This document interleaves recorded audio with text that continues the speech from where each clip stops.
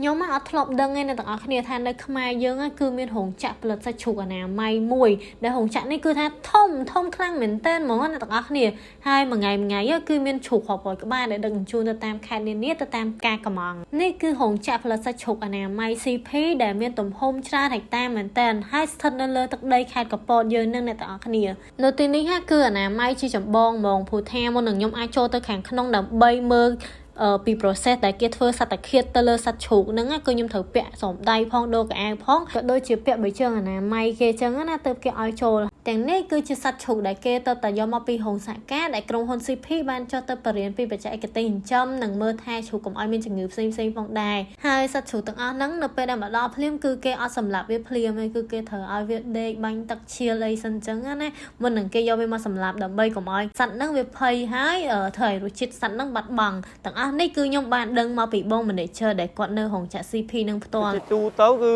ជ្រូកយើងយកមកគឺយើងយកឲ្យមកសម្រាកនៅកន្លែងនេះបាទសម្រាកនេះគឺរយៈពេល2ម៉ោងដើម្បី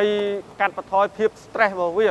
ដើម្បីឲ្យអារម្មណ៍របស់វាស្រស់ស្រាយឡើងវិញមុននឹងយើងកាប់យើងទុក2ម៉ោងយើងកាប់គឺសាច់របស់វាគឺមានសភាពស្អាតនិងមានអត់លេចអត់ជ្រាយ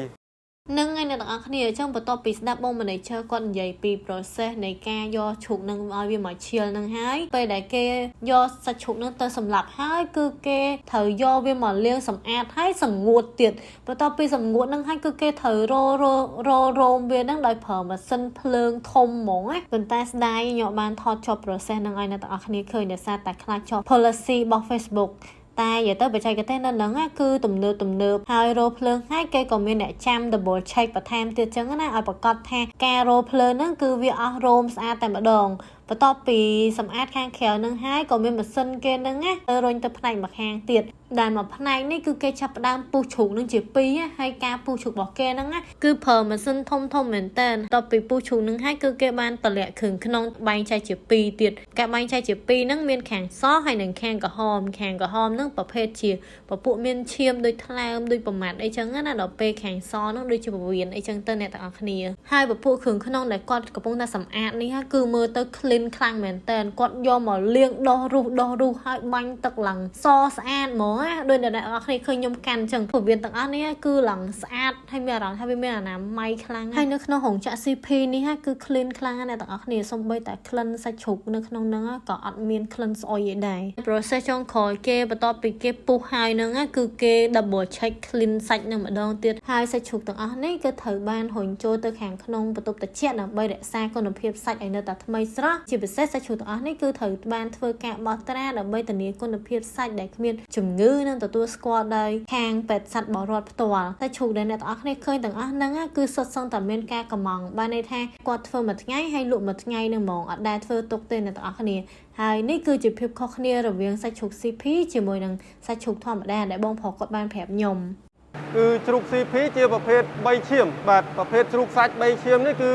មានរសជាតិឆ្ងាញ់សាច់នេះគឺមានសាច់ក្រហមច្រើនអត់មានខ្លាញ់ច្រើនដូចជ្រូកគេខាងក្រៅទេបាទសាច់ជ្រូក CP នេះបាទមិនមែនជាសាច់ជ្រូកកកសាច់ជ្រូកនាំចូលទេបាទវាជាប្រភេទសាច់ជ្រូកអនាម័យសម្រាប់ជ្រូកដែលយើងកាប់នេះគឺជាប្រភេទជ្រូកក្នុងស្រុកចំណីក៏យើងផលិតនៅក្នុងស្រុកការចិញ្ចឹមក៏យើងចិញ្ចឹមនៅក្នុងស្រុកគឺចិញ្ចឹមដោយរោងសហការជាមួយនឹងកសិករជាមួយនឹងប្រជាពលរដ្ឋខ្មែរយើងទាំងអស់គឺអត់មានជ្រូកនាំចូលមកពីថៃពីវៀតណាមពីឡាវគឺអត់មានទាំងអស់គឺជ្រូកផលិតក្នុងស្រុកលក់ក្នុងស្រុកកាប់ក្នុងស្រុកសាច់ជ្រូកយើងមុននឹងយើងចែកចាយឲ្យអតិថិជនរបស់យើងទៅតាមទីផ្សារគឺយើងមានត្រាពេទ្យសត្វបរិវត្តត្រានេះគឺមានបញ្ជាក់ថាសាច់ជ្រូករបស់យើងគឺល្អគ្មានមេរោគគ្មានបាក់តេរីគ្មានជំងឺឆ្លងទៅប៉ះពាល់ដល់សុខភាពប្រជាពលរដ្ឋទេសម្រាប់តម្លៃវិញមិនថ្លៃទេគឺដូចជាតម្លៃជ្រូកខាងក្រៅគឺតម្លៃគឺប្រហាក់ប្រហែលគ្នា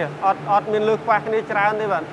បន្ទាប់ពីបានសួរនាំបងប្រុសហើយយើងក៏មកមើលពីការដឹកជញ្ជូនរបស់គេវិញសម្រាប់ការដឹកជញ្ជូននៅនេះគឺគាត់រៀបចំបានយ៉ាងល្អមែនទែនគឺអត់ឲ្យសាច់ជ្រូកនឹងប៉ះដីទេហើយឡានដែលដឹកសាច់ជ្រូកនេះគឺជាប្រភេទឡានដែលមានសីតុណ្ហភាពត្រជាក់ដើម្បីរក្សាគុណភាពសាច់មុននឹងទៅដល់ដៃអតិថិជនអ្វីដែលសំខាន់ណាខ្ញុំពងថតឥឡូវនេះគឺម៉ោងប្រហែលជា10ហើយអ្នកទាំងអស់គ្នាម៉ោងនេះគឺជាម៉ោងដែលគាត់ដឹកជញ្ជូនទៅកាន់អតិថិជនរបស់គាត់ហើយទម្រាំតែគាត់ដឹកទៅដល់ដៃអតិថិជនហ្នឹងគឺម៉ោងប្រហែលជា3-4ភ្លឺល្មមដែលជាម៉ោងអាជីវ co phi chấn có chập đai mềm trong đã lụa sạch bọc quạt trứng á nè trong khối ní bà xin chịu bông bông miên chầm nạp ở rắm trong lụa bật to đôm nằng riết cứ ai tẹt ton tới khang CP bàn rồi mua có ai spiral sẽ chủ CP nơi CP Fresh Smart rồi Fresh Shop có tam tôm luôn sẽ chủ CP nơi tam bản đạp xa đôi kia đẹp bông bông chúc kia nơi video khỏi tiệt bye bye